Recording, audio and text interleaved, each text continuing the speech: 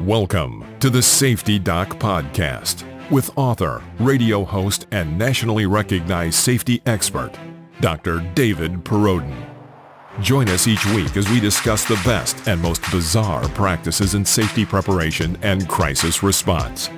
Follow Dr. Perrodin on Twitter at SafetyPhD. And remember, the truth will keep you safe. This is Dr. David Perrodin, and I want to thank you as we begin another journey into school and community safety. If you're looking for industrial safety expert, Appalachian State University professor Dr. Timothy Ludwig, please visit www.safety-doc.com. Again, that's Dr. Timothy Ludwig at www.safety-doc.com. I love biking. I've talked about it before, but there's something spiritual, something that takes you to another place in your mind when you're out biking. When you do a 70, 80 mile bike trek, once you get into that, maybe 30, 40 miles, just everything that's buzzing through your mind about your day and your week and all of that kind of goes. And you just focus on the cadence of your pedaling and what you hear as far as wind going through the corn stalks and things like that. And it's awesome. It's this nirvana, wonderful feeling, and totally not what I experienced Saturday when I took my bike out for the first time this year. So here we go. Plotted out a brand new path, intended to be on about a 70-mile bike trek. And I had new rims built for my bike.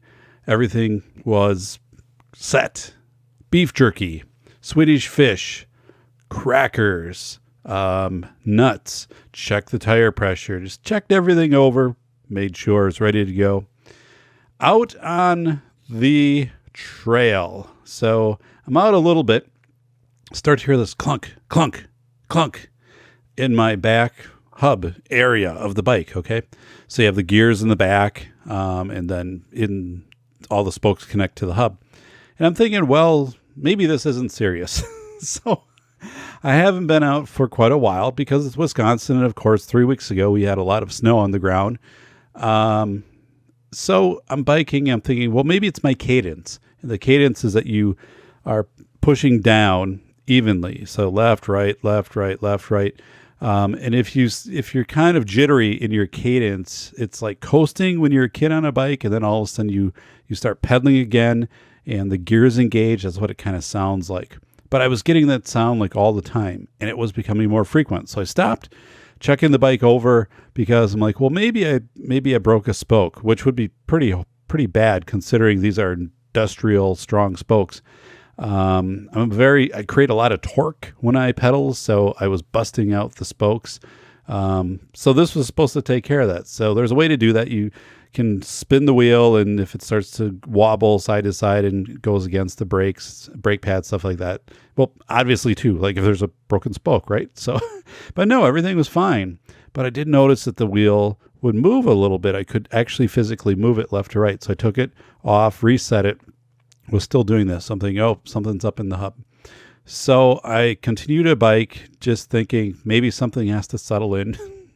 Of course, that never happens, but I get about 10 miles out, and it's a wonderful day. My body is starting to convert sunlight to vitamin D. My skin is like, thank you, adding some tan back after being, just long sleeve, multiple layer shirts and fleeces all through the winter and whatever we have as a spring. So it was awesome. It was completely awesome. And I had to turn around. So I'm making it back, and I'm hearing this bong, bong, bong, bong, bong, bong, bong, bong, bong, bong, bong, which is coming from the back hub. And even as I stop pedaling, the noise continues. So the noise is going, the noise is going, the noise is going. Whether I start to pedal, it goes down a little bit, still happening. Get the bike back, check it out. And so the day's kind of ruined, because I'm like, I was just set on this ride and it didn't happen. Pull up the bike rack or bike carrier, which inserts into the receiver hitch that I have on my car. And I've gotten pretty good at this. I'm like the like the dad in A Christmas Story when he's like, time me on how fast I can change the flat tire. So I can get it down to about 5 minutes where I can maneuver this thing upstairs. It's pretty heavy, pretty clunky. Get it in the receiver hitch, and then put the bolt through and tighten that all up, and I'm set to go. Take the bike, put it on, secure it down. And the next day I took it out to the bike shop, which is open 7 days a week. That these guys just work on these things. They don't do anything else. They're not selling like skis and stuff like that. So immediately they built this. So they identified what went wrong with it, something inside the hub. So they had to replace some things, and wasn't unusual that this happens on the higher end hub design that I have. But everything was like great after they got done it. And then he said, take it out for like 20 minutes and just like ride it, ride it like you're on the roughest, meanest trail and a thunderstorm is bearing down on you. So I did. Like I took it and I'm just riding this thing like crazy. And there's actually like this tennis court that doesn't have the tennis nets on it. So I take it out on this tennis court and I'm doing like these figure eights where I've got the thing like almost parallel to the ground. Really like putting stress on the bike, and it's perfect. Like I'm not hearing even any type of noise whatsoever, not even a creak in the frame. So I take it back and I'm like, yes, like everything is fine. And they're like, great. So, but the thing is, I haven't been able to get the bike out since. We haven't had weather conducive for a bike trek. I mean, it's been rainy, it's been cold. I think our high on Friday was 44 degrees. Okay. We're talking early May in southern Wisconsin. It should be 70, 75 every day now. Like that, that's a standard. Okay. We had the second coldest April on record, and it's kind of carrying over into May. So, and if not, of course it's rain. So you can't come out during rain, or I guess you could. I'm not going to do it. So yeah, that kind of sucked because I had this whole thing planned, and so I'm looking out days ahead of the next possible bike trek, and it looks like a week from Saturday is going to be really good, like the weekend. So I think either that Saturday or Sunday, I'm going to get up early, just be gone like the whole day, just biking, just awesome. So, we completed our reservations for our South Dakota trip, and everything went according to plan. So one is like I got the hotels that I wanted. And when I was growing up, like we didn't stay in hotels. We stayed in motels, kind of like in the movie National Lampoon's Vacation out to Wally World. That's, when I was growing up, we didn't do a lot of vacations, but the vacations we did, we went to places. It was like the vacancy sign on a motel I would never stay at like today. And the selling point, if it had a pool, and it was an outdoor pool, obviously, none of these had indoor pools, and it would be like ice cold and there'd be leaves all over and stuff like that. But I mean, I don't know. It was still kind of exciting and a treat as a kid, but I don't want to go anywhere and not have, of course, like a place to stay. Like I want a destination already, like my room waiting for me. And now that I have a family, of course, it's more important than it was years ago. So we got our reservations. We're all set. The only thing that didn't work out is in Phillips, South Dakota, they have a nuclear silo that you can tour, Delta 1. You can check this out on the website. So I went to register for this, and it was the strangest thing because it looked like there were vacancies. So I think they take 18 people a day, 10 o'clock, 2 o'clock, and then 2:45. And every group has up to 6 people. And it looked like there were 4 openings for this one time slot. I wanted 2 adults, 2 kids. So I put it in my cart. I checked out, and then I got this notice that, congratulations, like here's your verification. And it was just the kids. The adults weren't there. So I'm like, well, this is weird. I went back, and it said there wasn't anything available. So I called up the place the next day, and I said, hey, like this is what happened last night. I went in and I tried to register all 4 of us for this trip and this tour. It didn't happen. I just got notification. So can you add us, my wife and I, to this? And they're like, well, we can't because everything's filled.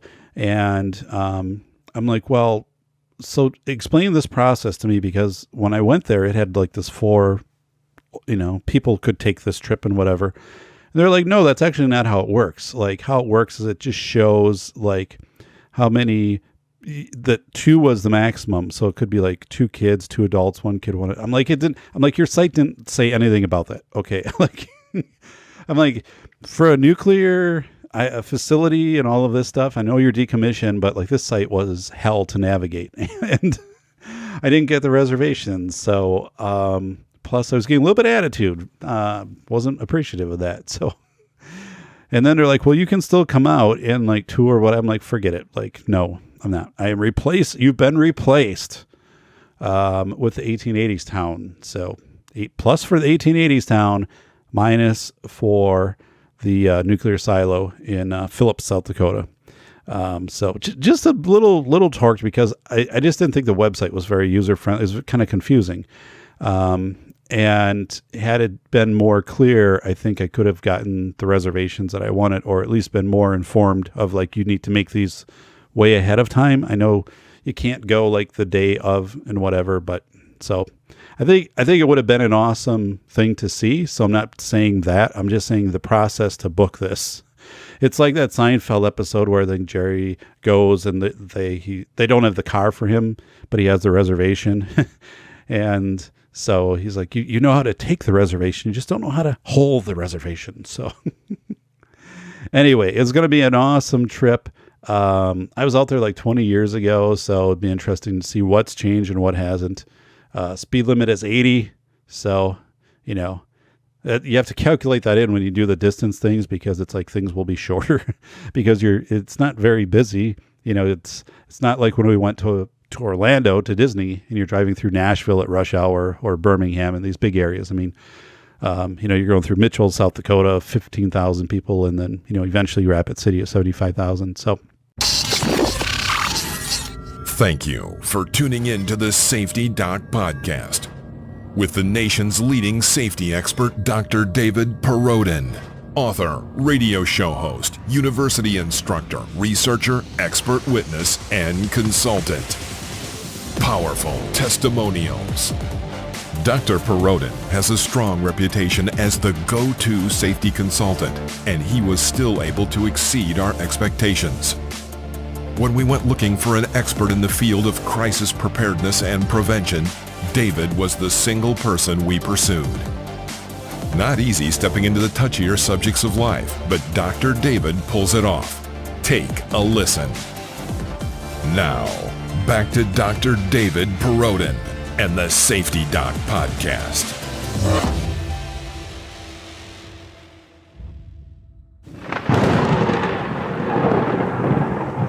Thank you for listening to the Safety Doc Podcast with me, David Perrodin, your host. You're awesome listeners. The shows are doing great. Please share it on Facebook, Twitter, Instagram, Magicgram, Supergram, Teddygram, and whatever grams you have. But please share the show. Get it out to people. We have been doing really well on downloads, on listens, on feedback. So I appreciate that. This show airs on the 405 Media, the405media.com, out of Los Angeles, California, Monday through Saturday, 2 p.m. PST, the 405 Media. You can find the Safety Doc. You can go and you can listen to previous shows.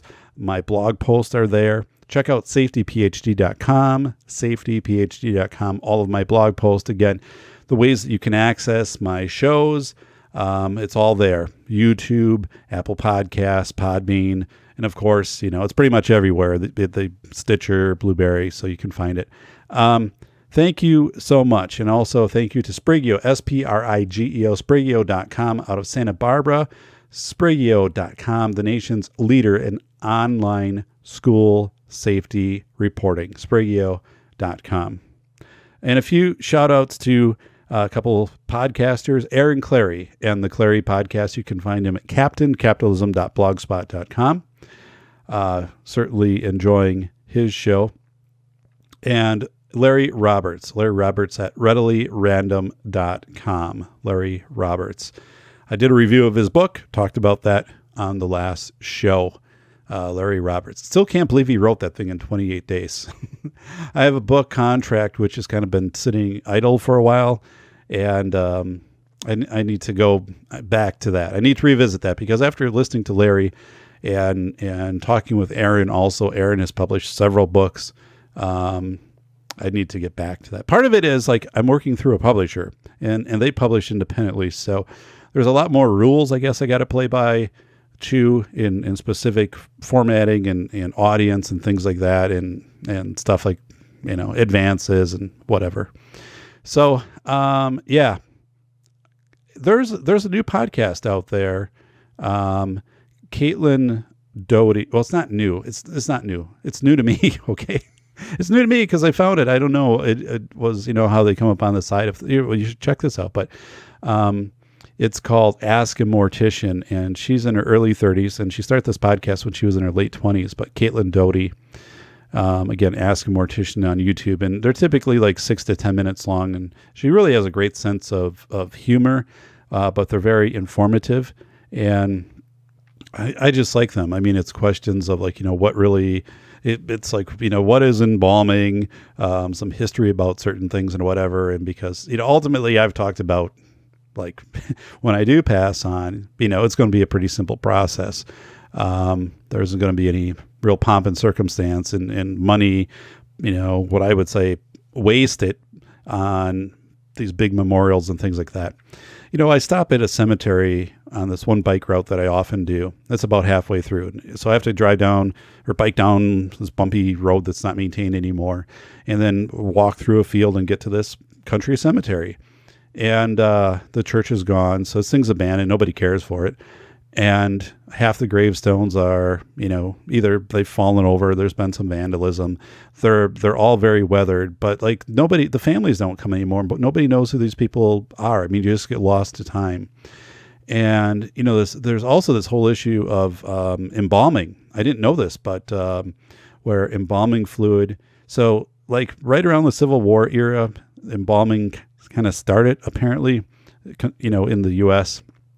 I could be totally wrong on all of these details, but it involved a lot of arsenic, and then that eventually got converted to formaldehyde, is what is used today. But these are very toxic and very bad for groundwater, and now they're leaching into groundwater because these graves have collapsed or they've leaked and things like that. And so yeah, that's another reason I don't want to. I just don't. I don't want to do stuff like that. I don't see the value in that. And then, I go back to, I remember when my grandfather, we were up for the service at the cemetery, and they didn't drop, but they lowered the casket into a vault. And I'd never seen like a vault before. I've of course seen a casket before, but so the vault's already in the ground, and it's huge, this massive vault, which contains then the casket. And they're doing this all by machine as we stand there, they're lowering down. And I'm thinking, this is just really weird. Like, I don't know. I was early college at that time, and I just thought this is just really weird. Nothing against, the family and all of that, but I was like, this is not what I want. And then of course they bring the lid on, and then, the whole stuff, but I'm like, it just really seemed very unnatural. And that's where Caitlin, she talks about that. She has a YouTube. You can find that Ask a Mortician on YouTube. She has a podcast too. I haven't really checked that out too much because I think I've kind of got my fill, and I've kind of got the information that I was looking for through her stuff on YouTube. But she does have a really great sense of humor. So I'm outside today, and I'm mowing my lawn, and I look down, and across from me and one house down is one of my neighbors. So he's maybe 60, and he and his wife are out trying to somehow unload a riding lawnmower, which was smaller, but not like a small riding lawnmower. This thing had a little size to it, and he's trying to somehow lower this out of the back of his truck. So I'm watching him, and I'm like, ooh, like this isn't going to go well. So I go down and I'm like, do you need some help on this? And he's like, sure, that'd be great. That would be great. Thank you.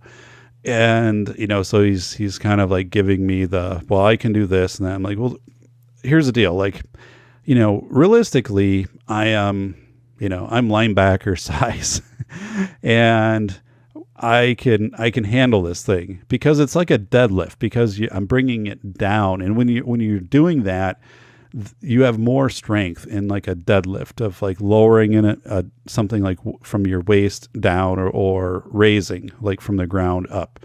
So that's, you have strength. So I know like it's not going to be that hard for me to handle this thing because part of the weight's still going to be on the front of the tailgate as I lower the back down, and then eventually I can maneuver it where I can get the front down. I don't know exactly how I did it. It made total sense as I looked at it of like, here's how to do it.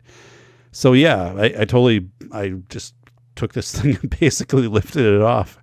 It was pretty heavy, but it wasn't like anything where I'm like, and then I set it down, and then he was really thankful for that. So I saw him out there though. I don't think it started like right away for him. He was working on it, and then finally I saw him like doing little laps around his yard. So he was all happy about that. But my daughter's furniture from Levi, the Amish man making our daughter's furniture, got it done.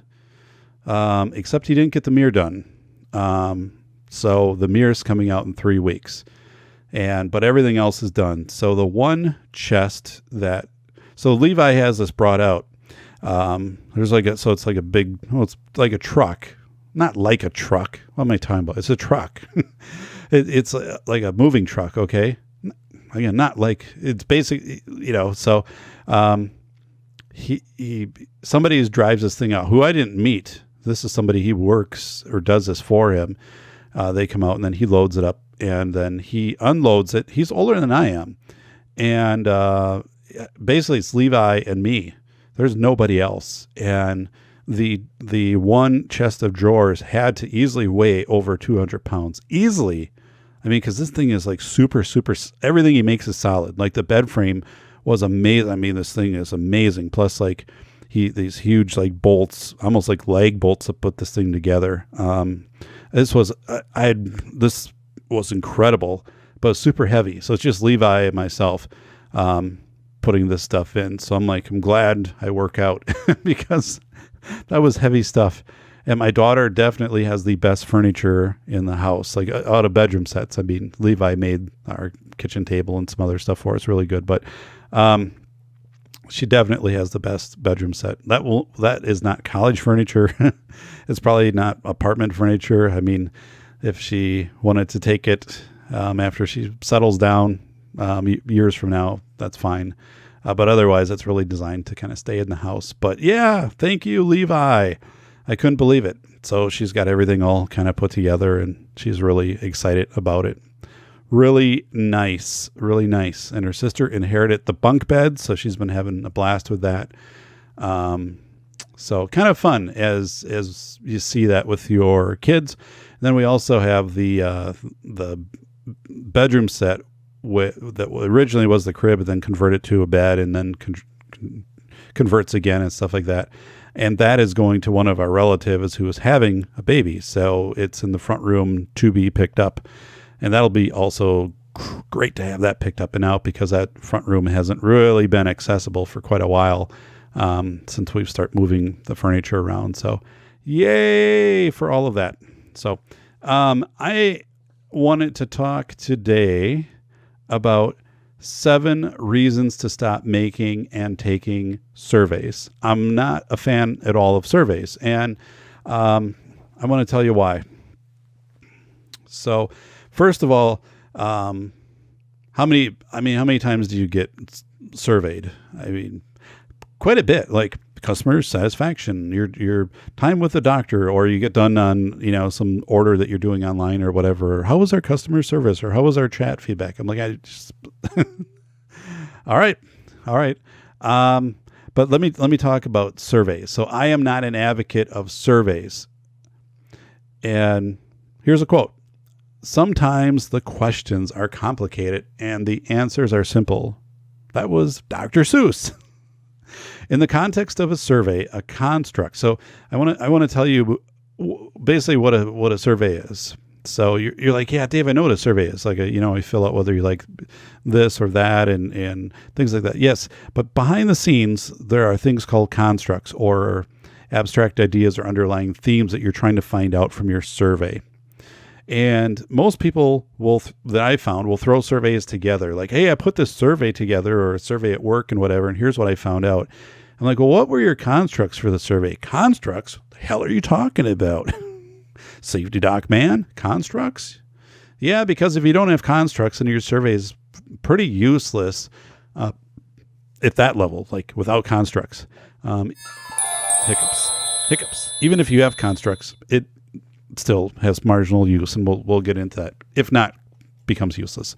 So here's what surveys measure. So here's your constructs. So you could have a survey of measuring height and weight.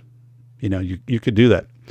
Take X number of people, height and weight. Those could be constructs. You could have indirect. This is where people really get into surveys. Happiness, frustration, satisfaction. So hard things to measure because you don't have inter-rater reliability. What happiness means to one person is not the same as what it means to another person. Okay, where height is objective. Like we know we can, the ruler doesn't change from one person to another. But yeah, happiness in asking somebody about, questions about job satisfaction or stuff like that. So we get into these things about constructs, and you really need to put time into thinking about what you're trying to measure. So let's just say it's workplace. You're doing a survey, and you're in charge of this, and it's like we want to find out what people like. Let's say safety. Because, hey, I'm the safety doc, so safety. Let's talk about physical environment.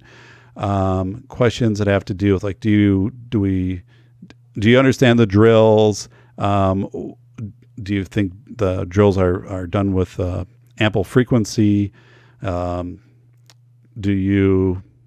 so those are things like you could have a Likert. You could either have yes, no, but I would say like, how confident are you that you would know what to do during an emergency situation? And then like a 1 through 6 or something like that. You don't want to do those odd, because then if someone picks the middle just as a safe ground, that doesn't really tell you anything. Like you want people to tilt their hand of either like, if it's 6 and you're showing as a 3, then you're not quite as sure. 4, you're more sure. So anyway, and it can be things like, so it could be that you've received appropriate training, that you know how to identify instances when your environment isn't, safe. So I'm thinking about schools and things like that. So anyway, we get into surveys. Surveys are used a lot, and they often have terms that are very hard to parse out and understand. Like surveys about bullying. Have you been bullied in the last 12 months? Well, what exactly is bullying? What exactly is bullying? How is that different than harassment? How is it different than teasing? In this whole 12 months, like I can't remember exactly what I was doing this day 1 year ago. So, but let's get into our 7 reasons why I want you to stop making and taking surveys. Number 1. Okay, let's say that this is a finding from a survey, and this is very typical for surveys, especially in school settings. But let's say that somebody compiles a survey, people take it, and this is what they find from aggregate data. So meaning, like if they have 300 high school students take this, they come up with this, boil it down to this. 15% of youth surveyed indicated that they had suicidal thoughts at least twice during the past year.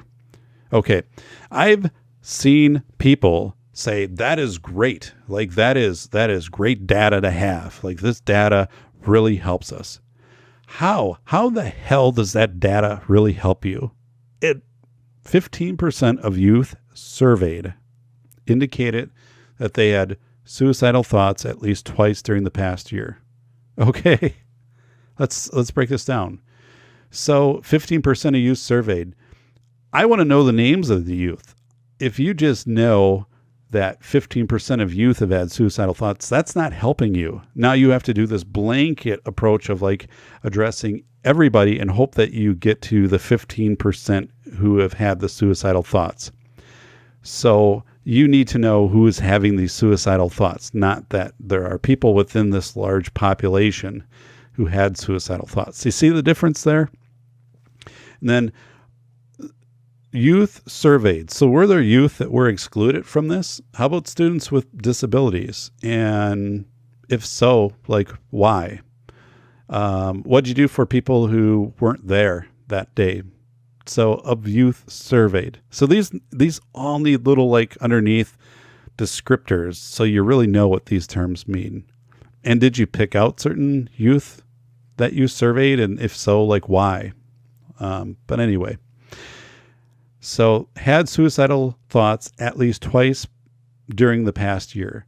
So at least twice. Okay, well, what is the difference between once and twice and thrice? Okay, I mean, I don't know what that value brings you. Like, does everybody just have the suicidal thought once? And it's like, well, he had a suicidal thought once, or you smoked one cigarette, so we're not that concerned about it. Well, no, that's ridiculous. And during the past year, boy, those questions show up all the time. And in some pretty high-end surveys, like the Youth Risk Behavior Survey. But how do you determine this cutoff point of a year? And I want to get into the earlier podcast I did about the forgetting curve. So it's a phenomena. It's been proven very you need to be aware of it in the courtroom because people forget things very quickly. And over time, the more you tell things, the more other events happen, things become conflated. We know that there's this thing also called the Mandela Effect, that people can have a memory of something that completely isn't accurate, like that never occurred that way, but many people might have a memory of it that way. That's not as well understood, and I think that has a lot to do with marketing. But as I get into this, though, what I'm trying to point out is this whole thing of trying to say during the past year, that doesn't work. I mean, our minds don't work that way where we can just dial it back 365 clicks and then go forward from there. It doesn't work. So I think that those are just wasted questions. So and let's just say it. Those are just bad. That's just a bad way to write a question, but most surveys have questions like that. So number 2, response rates. So how many surveys do you receive and actually complete? If it's voluntary, like mostly none, because I have better things to do than to complete a survey. So people also dislike completing surveys. People loathe completing surveys, especially long surveys. We get this thing every year from the Arbor Day Foundation. I don't know what the hell it is because I don't complete it, but it's like it does come with a self-addressed postage paid envelope, but I get it, maybe there's some value in that, but I've got other things to do and life is short. I'm not going to complete a survey about trees, like I'm pro tree. Okay. That's it. You get nothing else. Well, how about an ash versus, like a white birch? And do you think that, no, I don't care. I don't. Okay. Like, I'm not putting my time into that. You've got to do a lot of convincing. You can send me stickers of trees, try to guilt me into this. It's not going to help. And I'll put those stickers on, stuff that I send out to people. And they'll be like, why is there a sticker of a tree? What's the message here that Davis... Wait, there's a survey. He's going to follow up with a damn survey. Anyway. Also, people... So you do go and find, though, people who like to take surveys, like they got nothing else going on. And so all of a sudden you are getting these people who will complete anything that is sent to them. It's like the person who gets the phone call during the election time and they're like, we're here to talk to you about, whatever. And we want to know who you're, considering voting for and why. And it's like that person is waiting for that phone call because now they've got someone to talk to. So they'll talk for 30 minutes about how, politics and whatever and the things that they want to see changed and all that. And it's like, that means nothing. So the person on the other end just really wants like one or two pieces of information, but they're like they're like, yeah, okay, yes, okay, yes, whatever. So, but you've just become that person's date for the night. You've become their discussion friend. So you get that too of like people who just, they want to take these surveys because it's almost like you can become a professional survey taker. But response rates can be really low. I think it's like 2% in some cases. And I really think that response rates are dropping even more.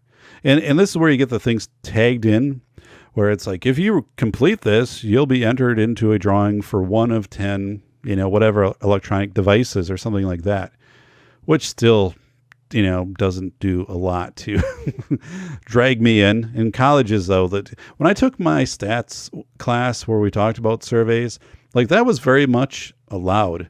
And you could do that as long as you actually did that. Like, so if you were going to give away some tickets to or some gift certificates to the bookstore randomly for people that participate in your survey, that was okay. You could do that as an incentive. The university was fine with some of those things. And there you had a smaller group, so maybe some people would participate because, your chances might be, 1 out of 1,000 or something like that versus like, 1 out of 100,000. But yeah, so response rates are low on surveys. 3, positionality. Nobody talks about this. So we're talking about it right now, right? So positionality means, because like I'm the safety doc, I have a certain way that I'm going to frame questions about safety because I've done so much with safety. And the positionality of the person writing the question, like if you're a human resources director and you're asked by your school board or your company, your business board to do a survey of employees about job satisfaction and loyalty and things like this, I guess, which could be constructs, job satisfaction definitely would be. You're probably going to write that in a way that is going to lean that favorably for you, because if everybody hates working there and you're the HR director, that doesn't look good for you, okay? Because either you're not doing your job or you're hiring the wrong people for the positions. So this is the thing, though, positionality. People write surveys, and it can be one person that quickly does, puts a survey together, or it can be multiple people. But you have the positionality of that group that's writing that survey. And usually it's just 1 or 2 people. Like I've known professional survey writers that have worked for major companies, and it's kind of like they just do it. So you are running into the positionality of that person. And if they have a bias, and all of us do, it's going to show up in that survey. And also you have to look behind the scenes of like, what is this really influencing? Like a lot of these school surveys, things of like, we're proving that, drug use has gone down or whatever. Well, maybe, I don't know. Or the kids just are responding that they're not doing drugs, because why would you want to take the risk on a survey of admitting that you do drugs or something like that? I mean, just stupid. But I'm just saying, you have this positionality of the way that these questions are going to be written. And unless you have a really, you get input of people ahead of time, you get input from the people that you're going to be surveying to, so you understand where their level is at, and what's really concerning to them, so you can reflect some of those things in the survey. It's really a hit and miss. Like you're just putting this out there and hoping that out of your 40 questions, like 3 are going to be applicable. That's what it is. So, but I've seen some positionality, some surveys that are written almost like a complete non-lose. Like, we've greatly improved our evacuation times in buildings or whatever. Do you, feel that, this has improved a little, this has improved a lot, or this has improved like significantly, something weird like that. Well, it's like, what if you don't feel it improved? Or you can't reflect that, So anyway, positionality definitely comes through in these surveys. Number 4, you are not able to ask clarifying questions. So I'm not sure what this term means. And so, what does bullying mean? What do you mean by this? And you can't ask the question. Okay. Most of these surveys, you can't. So you're completing it and you're assuming as you're writing the survey that people are going to understand this, but the reality is you don't know that. And most of these things are written, and I'll talk about readability in a little bit, but they're not that accessible. It's not like everybody understands all of these terms and how they're put together in the lingo and the context and things like that. So you're not able to ask clarifying questions if you're the one taking the survey. Again, so if I'm doing this Arbor Day survey or something and there's some question about, neutralizing my soil or something like that, or how often do you check for the pH levels and whatever, I'd be like, well, okay, is this checking for pH level when I do this? And then what is really the range for my area? Is it different from state to state? Or, questions like that could be very relevant. Maybe my pH is supposed to be a 6.8 where I'm at, but if you're, in Tallahassee, oh my goodness, 6.8, that's awful. So I don't know. So takes away asking clarifying questions. Again, surveys are one way. I make it, get it out to you. I'm hoping that 2% of you will take the time to complete it and get it back to me. But again, we lose clarifying questions. 5, it's not easy to ask good questions. So we talked about formulating those constructs. Those are hard to do. So what are you really measuring? If you're measuring job satisfaction, what are you measuring? Do people feel that they have, they're recognized for their work, I guess? Do people feel they have a home-life balance? That could be a construct. That the environment is safe, that they have resources to meet their needs in the environment, like a break room or microwave or something like that, that they find opportunities to move up in the company. I don't know. These are things, though, that you could talk about. You need to talk about, are these things that you want to measure? Because maybe you're having a high turnover and you're paying people well. And it's why are we having this high turnover even though we're paying people really well? So then, that you'd want to involve in a construct longevity with the company. So you're going to formulate some questions then that are going to support the constructs of longevity, and you're going to spread those questions throughout the survey, not have a heading longevity, which people do also, but it would be questions that would have to do with what would make you want to have a career with this company where you would be working here 3 years from now, and then various factors. Such as it could be compensation. It could be that it's a family-friendly environment to work, meaning that if you need to take off, flex your schedule for, your kids' meeting at school or something, that you could do that, whatever. If you need it for your own health, your plan, you need to take some time off, get in there and take a couple of weeks off and go out hiking out west, meet up with Aaron Clary in Henderson, Nevada. Yeah. So things like that.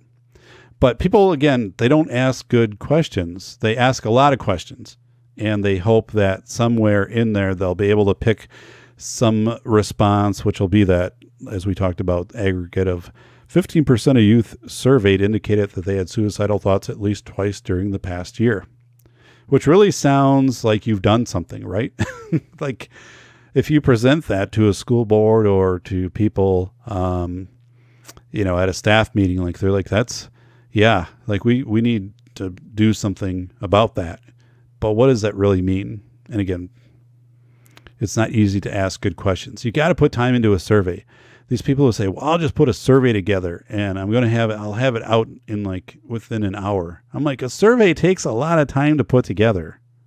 It takes more than an hour.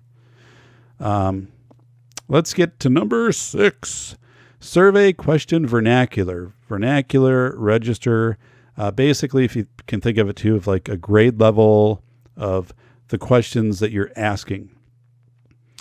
How much of this is being understood? And a lot of times it's just too complicated. There's too much jargon, or it's in this goofy format where it's bracketed by in the last 12 months and stuff like that. I taught a university graduate course this spring, and it was for aspiring special education directors. One of the things that they did as part of this course was to take content from student handbooks about bullying and harassment, which is very regulated under state law, Act 309 in Wisconsin, where I am at. But in many states and even communities, there's legislation, laws prohibiting bullying and harassment, and actually does have consequences that can be legal that go with that.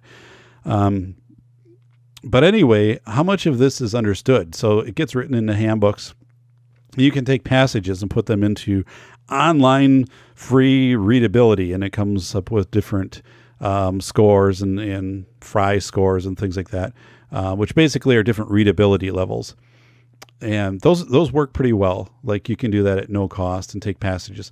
And guess what? Everybody's passages came out way high. So if it was middle school, it was like, this is coming out at a 12th grade level or 12 plus. And it's like, yeah, most of these things are written at a level that are beyond the people that are taking the surveys. Okay, most of the time. And think about English, people who aren't native English speaking, also persons with disabilities, youth with disabilities.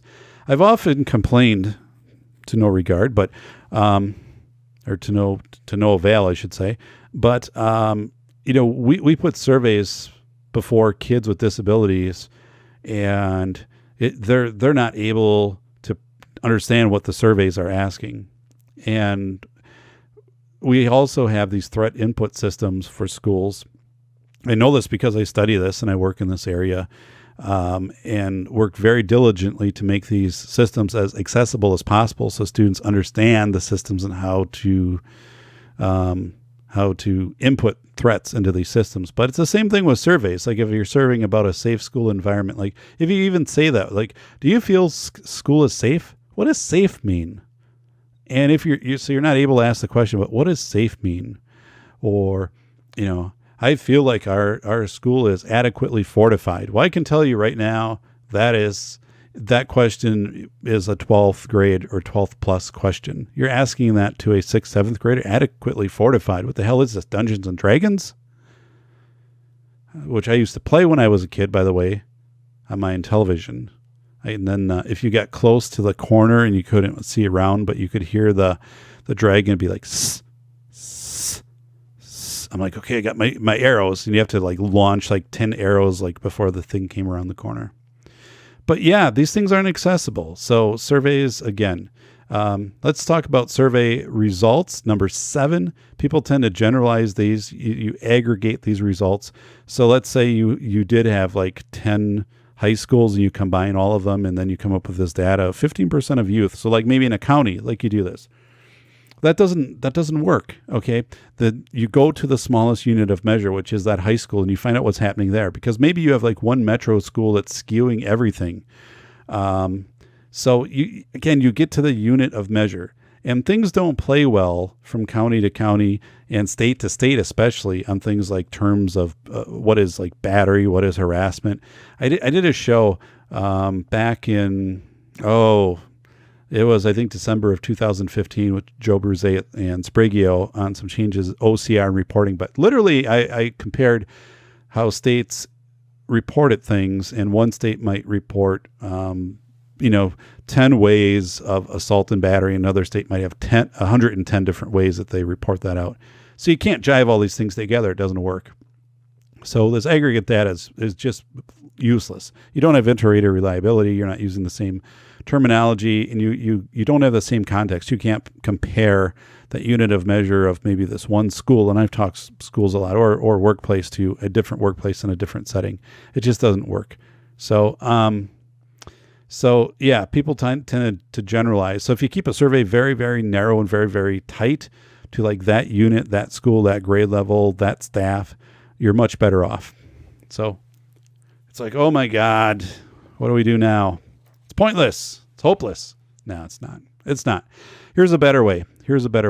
So let's think about online shopping for a moment. Okay. So you go into Amazon and you want to buy like leaf blower. Okay. You want to buy a leaf blower.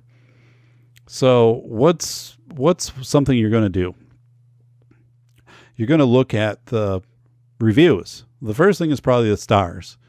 So, it's the 5-star system. And really, if something has 100, 200 reviews and it's under 4 stars, I'm probably not going there. I'm like, well, I'll look for something that has like higher. But let's say, it has 4.3 or something like that. I'm like, okay, some people, things just don't work for them and they give bad reviews. But generally 4.3, pretty strong. I'm reading these narratives then. I'm going in and I want to read and I want to learn. I'm reading these narratives. Now, these aren't surveys. Amazon's not surveying these people.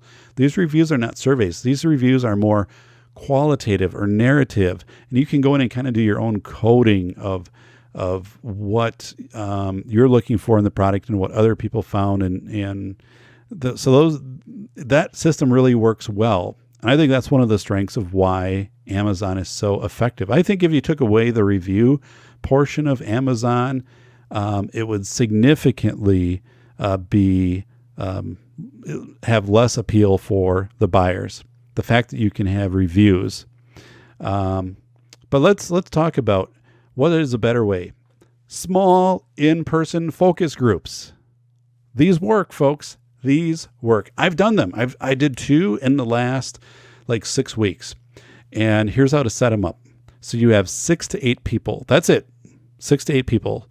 And you take about 40 minutes. You do it in one room. So it's a comfortable setting. And you don't have to bring in things like pizza and soda and snacks and anything like that. No, I mean, it's you come in, let people know ahead of time, hey, we're asking questions about school safety and school climate, and we want to get your input. So I usually work with somebody else because maybe someone else comes up with some questions or can build off some things. I typically take a lot of notes and let the other person ask the questions, and then I'll be listening very carefully, or I'll come back to something of saying, you had said this earlier, so I want to know exactly help me to understand what you meant by this. So I clearly have it down. Whether you're doing this with kids or adults, they value this participation, and they're going to give you information that you would have never gotten on a survey. And it's going to be timely. It's going to be relevant. It will be relevant, not irrelevant. It will be relevant. So what I do is I'm taking notes. I also bring in a recorder so I can record this, and I leave it right out in the open. I don't videotape these, but I record it, and I do that so I can go back and listen. And then I can also qualitatively code, okay? Meaning, what am I hearing a lot? And that's where in the last podcast I talked about where we interviewed students after we had the fire and students were evacuated. And in that process, one of the things that was coming up over and over with students of, what was frustrating about this? Was there anything that was frustrating? And it was, yes, once we were out for 20 minutes, no one was telling us what was going on, that there was a fire in the building. It was a dryer fire, and that it had been extinguished, but they needed to check that everything was fine and get the smoke out. Nobody told us that. So we're waiting and waiting and waiting, and we're hearing more fire engines come in. So it's like, whoa, like that was great. That was great information. But how would you have captured that on a survey? And then also on a survey, I mean, you really would have had to have like an other section where you're having people put down a narrative. So, and they're not going to do that. They're not going to do that. So you immediately can check for understanding too. I can ask questions and say, okay, you said this. Help me to understand what you meant by you weren't sure when you came back in where to go. Were you talking like, did you think there was going to be like a gathering and like a debriefing of what happened, or like you didn't know what hour it was, or if there was some areas of the building that wouldn't be accessible. So help me to understand. Like I can get that right then. I can get it right then. And again, participants feel involved, and from kids to adults, they talk. And it's again that 6 to 8 people, and you keep it at that 40 minutes. It's divergent, meaning you're not asking for like the one answer. You're letting people talk about their experiences, what they felt, and then they can listen to other people and they can build off of that. And you get a lot of unexpected input. A lot of people will say things that you didn't even expect that they were going to come up with and say. And that's good. So, but that is so valuable to do these small in-person focus groups, whether it be at a workplace. And again, 6 to 8 people. And what we did though, is we did 4 focus groups. So 4 separate groups. So altogether, maybe between 25 and 30 people were were participants in this focus group. And that's the way that we got the information. So if we would have tried to do this by survey, would we have got people to complete it? Very few, just the way that it is. And also, would we have gotten these questions, which we never thought of, like people coming up with saying, after 20 minutes, we really needed somebody to tell us what was going on. And then once we came back in, like those things we wouldn't have captured. It would have been more of Likert scales or yes, no, or whatever. So that can look totally different. So let's say that was done in a survey. It'd be like, did you know where the exits were, which is going to be a yes or a no.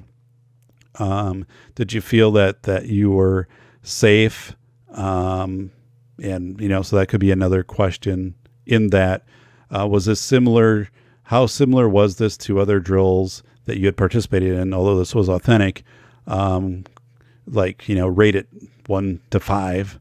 Wasn't similar at all. Was very similar things. So it's like, what does that tell you? Like, and what could we have done differently and stuff like that? It's like, no, bring people in, value their time, and this works. This absolutely works. Do these focus groups, and they're not hard to facilitate at all. They are not hard to facilitate. I think that the mistakes that happen though in these groups, one is they get to be too long. You have to, at 40 minutes, you cut it off. Like that's it. That's where people will kind of stay with you for about that 40 minutes. The other one is you get either too few or too many people. So if you bring in like 4 people, not going to be as comfortable talking. If you bring in a group of like 15 people, that group will immediately start to figure out who will be like the representatives for the group, who will do the speaking for the group. So you're going to have that surface. So that's where you want to stay in that 6 to 8, because then you can individually go back to people and ask questions, and nobody is feeling too that they're being their voice is being overtaken by someone else in this group. So again, thank you so much for following the Safety Doc podcast. I appreciate it. And shout outs to the 405media.com out of Los Angeles for airing the show. Check back. I am going to be lining up some guests and also looking. This has been the Safety Doc Podcast with author, radio show host, and leading safety expert, Dr. David Perrodin.